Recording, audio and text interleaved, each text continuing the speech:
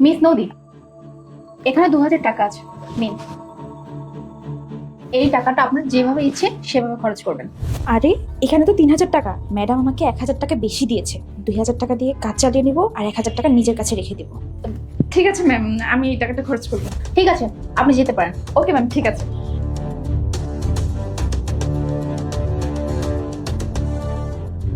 Mister আপন, এখানে 2000 টাকা আছে, নিন। এই টাকাটা আপনি যেভাবে ইচ্ছে সেভাবে খরচ করবেন, মানে আপনার যা কিছু কিনতে ইচ্ছে করবেন এই টাকাতে কিনতে পারবেন। ম্যাডাম আমাকে 1000 টাকা ভুল করে বেশি দিয়েছে। যাক, 2000 টাকা কাজ চালাবো আর 1000 টাকা নিজের জন্য রেখে দেবো। ঠিক আছে ম্যাডাম, আমি টাকাটা খরচ করে আসতেছি। মিস্টার আলিফ, এখানে 2000 টাকা আছে। এই টাকাটা আপনিও যেভাবে ইচ্ছে সেভাবে খরচ করবেন। ম্যাডাম আপনি মনে হয় ভুল করছেন, এখানে 3000 টাকা আছে, 1000 টাকা বেশি দিচ্ছেন।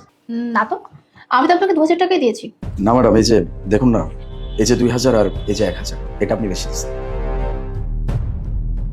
ওহো, মাই মিস্টেক। আমি হয়তো গুনতে ভুল করেছি, এর জন্যই 2000 জায়গায় 3000 দিয়েছে। এনিওয়ে, বাকি টাকাটা নিয়ে এখন আপনি যান, যেভাবে ইচ্ছে সেভাবে খরচ করবেন, কেমন? ঠিক আছে ম্যাডাম, আসসালামু আলাইকুম। ওয়ালাইকুম আসসালাম। আমি আমার ক্যান্ডিডেট মেবি পেয়ে গেছি, বাট এত জলদি তো আমি সিলেক্ট করব না। আমাকে এখন দেখতে হবে যে এই তিনজনের মধ্যে কে কিভাবে টাকাটা খরচ করে, এরপরেই আমি আমার ক্যান্ডিডেট সিলেক্ট করব।